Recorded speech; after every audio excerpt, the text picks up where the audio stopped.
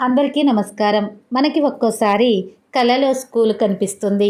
కలలో స్కూల్ కనిపించింది అంటే మనం అనేక ఒత్తిళ్లలో ఉన్నామని, ఆందోళనకు గురవుతున్నామని దీనికి అర్థంగా భావించాలి.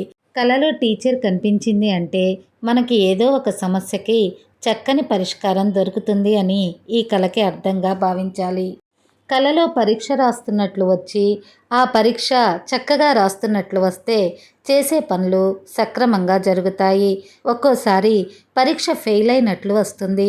అలా కనుక కల వస్తే చేసే పనిలో ఆటంకాలు ఎదురవుతాయి.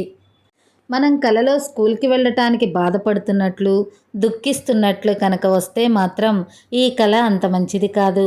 మనం తలపెట్టిన కార్యక్రమంలో చాలా ఆందోళనకు మనం గురవుతున్నామని ఈ కలకి అర్థంగా భావించాలి. కలలో మనం లెసన్ వినటానికి ఆసక్తి చూపించాము అంటే మనం చేసే పనికి ఒక మార్గదర్శి అవసరము అని ఈ కలకి అర్థంగా భావించాలి.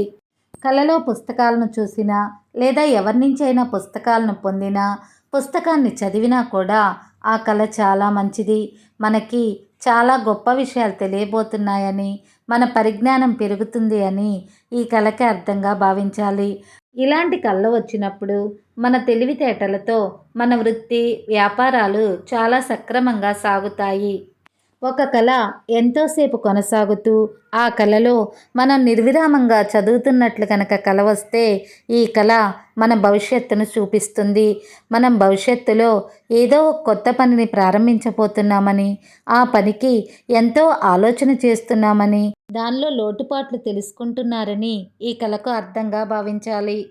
కలలో పరీక్ష గురించి కలకని, ఆ పరీక్ష కోసం చదువుతూ ఉండి పరీక్షకు గనక మనం వెళ్లకుండా ఉన్నట్టు కల వస్తే ఈ కల మంచిది కాదు. మనం చేసే పనికి భయపడి ఆ పనిని మనం మానేస్తున్నామని ఈ కలకు అర్థంగా భావించాలి.